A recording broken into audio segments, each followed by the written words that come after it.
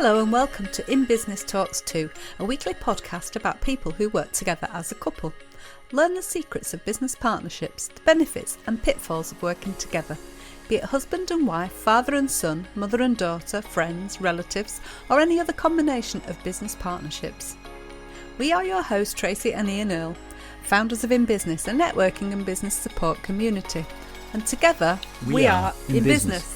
As well as speaking with other couples, we'll let you know of any useful business apps and websites out there that our members have come across and shared with us in our regular weekly online meetings. Plus, we'll tell you about our special bonus episode coming up this Friday, our Friday Fix. So be sure to listen all the way through to the end to find out more. So, without further ado, let's crack on with In Business Talks 2. Now it's time to welcome our guests this week. We have Caren and Callum, mother and son of Creative Inc. Agency. So it's a big welcome to you both and thank you both for joining us. Thank you guys for joining us today. Good to see you. Thank you, yes. So I'll start by asking, what is it that you guys do? Tell us a bit about what you do. Yes, we actually create and design accessible websites that can be used by everyone, including disabled and impaired people. And we also train other web agencies in doing so, and other in-house digital departments and web developers. So we are actually an accessible website design, development and consultancy service. All right, that's quite a niche market, I would think. I've not heard of anybody that does that. Have you? No. How did you get into that then? How did you end up going down that road then? What prompted that direction? So basically, all of my life. Well, I should give you some context first. So I'm autistic, as you well know, and after I graduated university, I went into a job, and I only lasted 3 weeks there because my employer wasn't willing to make the necessary adjustments for me. So yeah, that's how it all started, really. And then in terms of giving me the idea to start Creative Inc., what I wanted to do is, rather than think of this as another setback due to my autism, I wanted to turn this experience into a positive. But yeah, what my ideology behind starting the business was to make the internet more accessible for everybody, including people with disabilities, impairments, situational limitations, to make the necessary adjustments for people to access the web, essentially. Yeah. To give you an example, because web accessibility is just such a sort of a broad term, and also people just usually get web accessibility and then they think, I don't understand that, I don't want to know. So we are trying to make it more personal and tangible by actually firstly showing Callum's difficulties as an autistic person with the web, which is that he cannot read huge blocks of text. There are certain fonts he struggles with, also color contrasts, if they're not strong enough, or reading, like black text on a white background can be a struggle. And also if there's too much on a website and it's really cluttered, then Callum would give up on it and click away from it. Well, it becomes overwhelming, does it, when you see that, Callum, like that? Is it? Yeah. Yeah, it does. What I basically do is I scroll down a page and see the amount of text that there is. And firstly, that's overwhelming. And then secondly, I can only read a certain amount of text for a limited amount of time. Right. Yeah. Okay. So that is neurodivergent. A lot of neurodivergent people, which are people with autism, dyslexia, dyspraxia, ADHD, just to name a few, they have that kind of problem with websites, and not many people know that. But then obviously we shouldn't forget blind people, hearing impaired people, physically impaired people, and they have special access needs as well. Let's say, just to give you an example, with the blind people, they use screen readers as assistive technology to get onto a website. Unfortunately, in the UK, 70% of websites are inaccessible. That means they are actually not compatible with assistive technology, or give in to the special access needs that don't accommodate them. And so we develop websites that can talk to assistive technology that is compatible, and then also websites that are laid out and structured so that they are, friendly to people that are cognitively on neurologically impaired, and also with hearing impaired people. They need more. That they cannot just give, if you give them a telephone number to contact you, they can't do with that. They need, like certain contact, details that they can deal with. And these are just very, very few examples of an accessible websites. And most people don't think about them. Well, that's the thing. They don't know really where to start, because the documentation that is currently out there for website accessibility is not really that accessible for the general public, or for developers altogether, really. So they don't know where to start, and they don't have this desire to get into it, which is what we want to change. Yeah. The problem is as well that there hasn't really been a market for it, because nobody knows about it. Once businesses get to know that actually they are ignoring potentially 1 in 5 of their customers if they have an inaccessible website, and that businesses on average lose £17.1 billion in the UK alone by people clicking away from a website that they cannot use, they may start to listen. But nobody really is shouting loud enough about that. And so not many people know about it. And that's what they're wanting to change. And that's what you're trying to do now, is that what you guys are trying to achieve? Yeah. Also, a lot of freelance web developers and agencies treat web accessibility as a tick box exercise. Whereas what we're trying to do is we're trying to change the thinking in terms of making it a general requirement. Something that is desired rather than that. So something that most people who are building a website should consider, really. Absolutely. Everyone should consider. Yeah, it should be a matter of course, shouldn't it? Really, yeah. And the thing is, a lot of people think it's very expensive, but if you design a website with accessibility in mind, and the person who's designing it knows what to look out for, it's not more expensive than designing a normal website, website, that is out there at the moment. And that's what we're trying to make people understand as well, because Callum knows exactly what to look out for. He designs websites, and then, because he's a developer as well, he develops them with the accessible code. And what we can do as well is Callum designs a website that is accessible in its design, and then annotates it with guidance notes for the developer. Well, I basically give the developers the code of what we need to put in to make it accessible. That's one of another service that we do. But at the same time, the developer gets trained in accessibility, because he or she can see what needs to be done actually to make this website accessible. So you're actually helping the developer at the same time by what you're doing, aren't you? You're sort of like, by doing that, you're giving them the knowledge and the skills to be able to do it themselves, aren't you? Exactly. Because we have a mission and a vision that is to make the UK digitally inclusive by 2025. Wow. And we can't do that on our own. Caren and Callum alone can't do that. And that's why we want to train other people on how to do it, and show them that it's actually not that difficult to learn, so that we can achieve that. Well, we know a couple of website guys, so we'll put you in touch. You might already know them, but we'll get you to connect with them. Anyway. Definitely. Yeah. So anyway, whose idea was it to go into business, and how long has the business been going?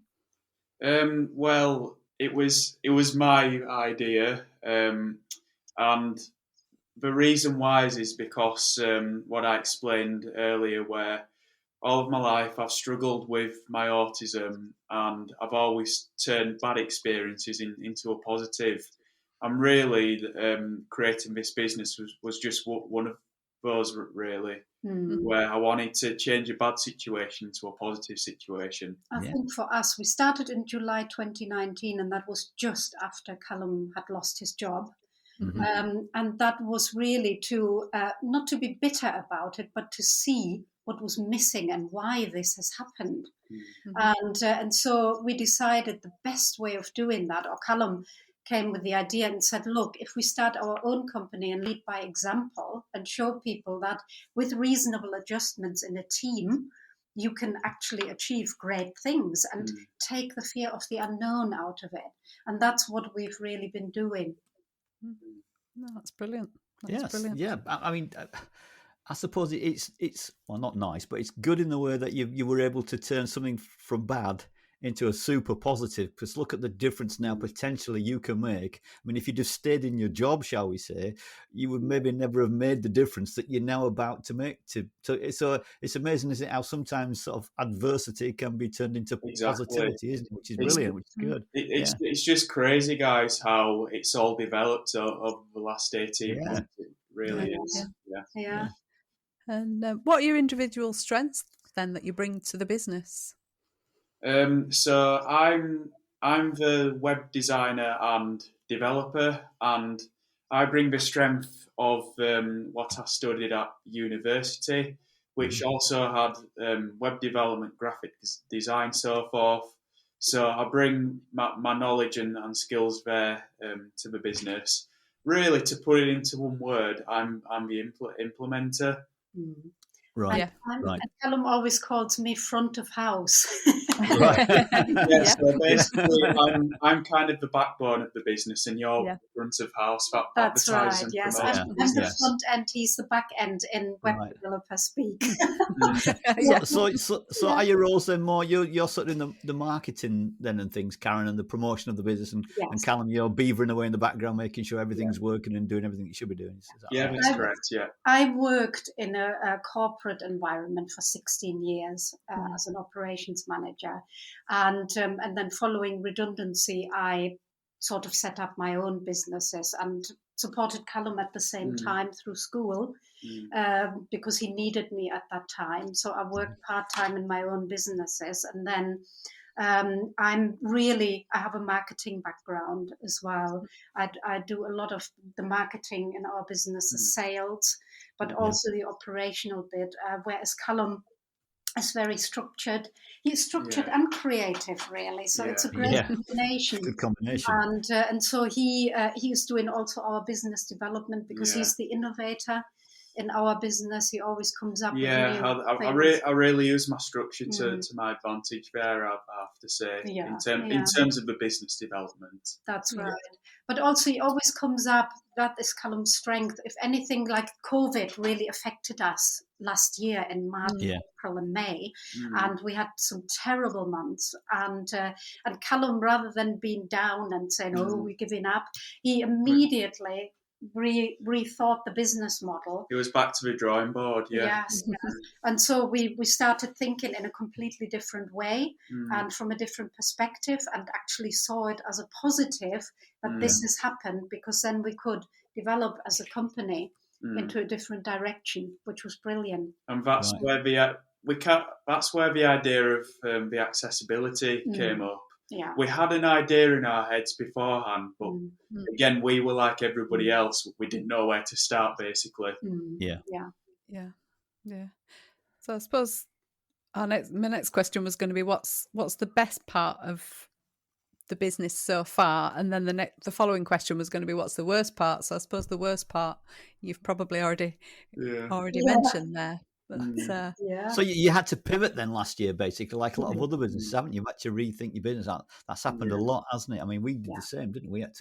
We had to change our model of our business, didn't we? You know, going online and things with people, which we hadn't before. It was a face-to-face networking group. So it's amazing how many businesses have pivoted and taken advantage, which is good. It sounds like you guys have done the same there, which is brilliant. Yeah. I think it's sorts out, like if you are truly entrepreneurial, things like that don't really scare you because you just take it as an opportunity, don't you, to develop, really. Yeah. You mentioned a bit about a vision and goals. What is your vision for the business going forward? You want it to be global, UK wide? What is it? What is it that you want to do as a business? How far do you want to take it? Well, okay. I think that we're mainly envisioning to be well known in the UK. Yeah. But also like in the US as well. Like what you hear so far? Make sure you never miss a show by clicking the subscribe or follow. This podcast is made possible because of listeners like you. So thank you. We really appreciate your support. Now back to the show. There's a big market in the US for accessibility. Yeah, we do work already with US partners, and which is very, very good. But really, I mean, when we go away from it, national or international, our really one of our goals is that we grow into a company, into an agency, doing the same services, maybe adding a few, but that can employ neurodivergent people and neurotypical people that actually work together and complement each other, because that is what it is about. In a truly neurodiverse world, we just accept our differences and actually embrace them rather than thinking, oh, this is weird, like, no, you're a hindrance, but actually seeing, like the advantages that somebody like Callum can bring to a business if you actually put him or her, whoever it is, together with somebody who's got complementing skills. And I think what we have achieved in 18 months is tremendous, and we could achieve that because we are complementing each other so well. Speaking of which, do you obviously there must be times when you have, shall we say, disagreements? Yeah. Yes. I assume you do have them, like everybody else does. How do you resolve those? How do you get around? Sorry, Callum, I didn't hear what you Callum, said. Say again. I just said won't be human if we didn't have this. No, true. Right. I'm always very suspicious of people that say they don't have any disagreement. Yeah. So how do you get around them? What do you do? Do you sit and talk through them, or? Well, we bang doors first, and then not so much anymore. Maybe in the past a bit, but we've kind of learned not to bang doors. And, yes. I mean, usually Callum and I are both we're very similar in that we cannot hold grudges, we cannot be cross with anybody for long, and then we always talk. And I think that is so important. We may be cross with each other for 5 minutes. Yeah. And then we come together and we talk it out. And there's usually never that much to talk about because we both say, yeah, actually you were right in that. And then the other one says, yeah, and you were right in that. We just move on, basically. Yeah, we do. We do. Yeah. And do you think that's different if you were because you're mother and son in a business together, do you think the dynamics would be different if you were just business partners? Yeah, I don't think we could be as honest with each other as what we are. Yeah. I think it's definitely an advantage because we can be really brutally honest with each other.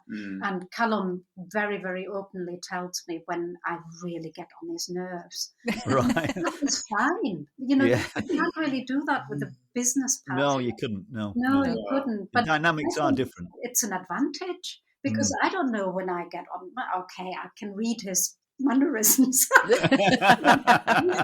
But then you've known him long he enough. Specifically told what it is that annoys him. I think it's good because then you can change, can't you? Yeah. I agree totally. And in your downtime, do you guys tend to think you talk about the business as well? Do you have a cut-off? Do you say, right, it's Friday night, it's 5:00, we'll stop thinking about the business, we'll do whatever we're going to do over the weekend? Or do you find you constantly, a bit like we do, things keep popping into your head and you end up having a conversation at all sorts of times about the business? Is that similar to what happens with you guys, or do you have a definite cut-off point? I have to say, Varian, I'm the instigator in terms of saying, look, it's a weekend. I don't want to talk about work. This is my time to switch off. But yeah, I mean, sometimes conversations crop up about the business during the weekend, but really only when it's necessary. I know. I'd say. We was. I think that were one of the irritations Callum had with me, because I all of a sudden I had an idea and I went, "Oh, what do you think of that?" And he says, "Do you know, I'm watching this film, or I'm in the middle of doing that. Can you just stop it?" And so that was one of the one of the things, and it's fine because, I changed, and now if I have an idea that I think is great, I write it down and then I bring it up, like on Monday. Or I feel your pain there, Callum. I feel your pain. That happens to me when I'm watching a good movie. Somebody will start saying I'm bored or what about. I think, well, hang on, I'm not bored. I'm watching this. But I know I've got you. Yeah, you're just not in business mode anymore. No. You just switch off, don't you? Maybe that's a man thing. Yeah. Maybe it is. Question. What's the best thing about being in business together then? What is the really best thing about being in business together?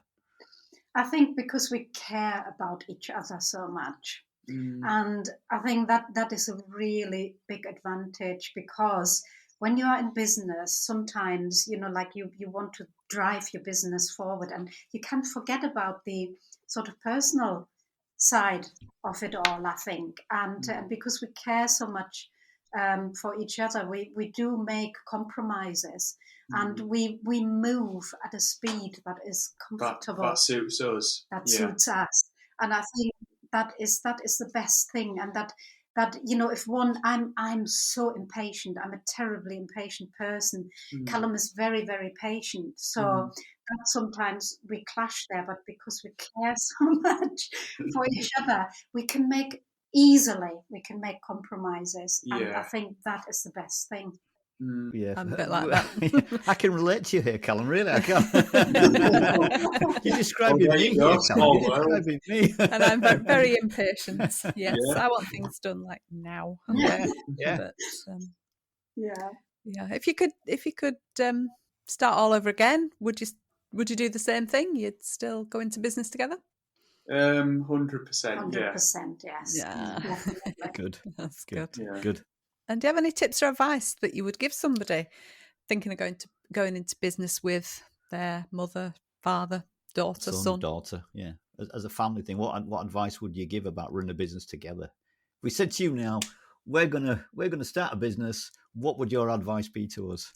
I think the best thing is to see whether you have complementing skills, then to because it took us quite a while. I mean, we knew we had complementing skills, but to figure out how they complemented each other. Yeah, how we can work in the best way. And I think we could have avoided a lot of, pain if we would have maybe sat down right from the start and said, well, really think about what are you good at and what do you want to be in this business, rather than sort of, we didn't wrangle for positions. No, but we both tried to do everything at one point.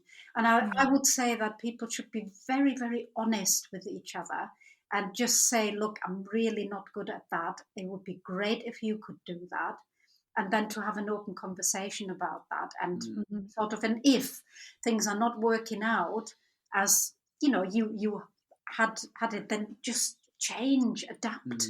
And say, right, okay, this hasn't worked out, but we can make compromises. And I think that is really, really important to really, sit down and see, what am I good at and what do I bring to this business? I agree 100%. Yeah, because if you have expectations of somebody without discussing it, and they don't meet those expectations, then it's just going to cause problems, isn't it? Exactly. And, what's been the biggest high of your 18 months so far? Then what's been the best thing? What has been what's been your greatest moment over the last 18 months? Every client that we sign on, we are just totally, we just absolutely love it, and we are actually careful who we are side, who we are taking on as clients, because it needs to be the right thing for us and for them. Yeah. Otherwise, it doesn't work out, because we have certain. Yeah. I mean, what we really prefer is for it to be a team effort between us and the client, rather than being a business client type of relationship. Yeah, but I think the high is that we have found the right clients so far. Yeah, we have. And they've all been absolutely fantastic, and I think that is the high for us, that everybody has also accepted making reasonable adjustments for Callum as an autistic person, which is one of the big things is his time anxiety.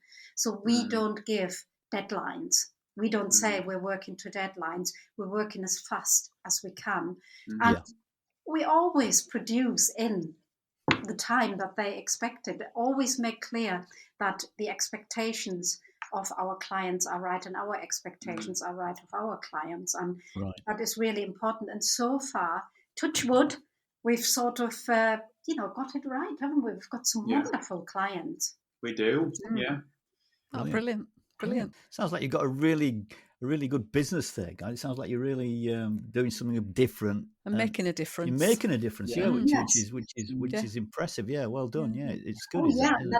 I should say one of the biggest things is that our marketing efforts are really paying off, because people are coming to us now, requesting our services, asking about our services, and that is wonderful, because it shows that it's working what we're doing.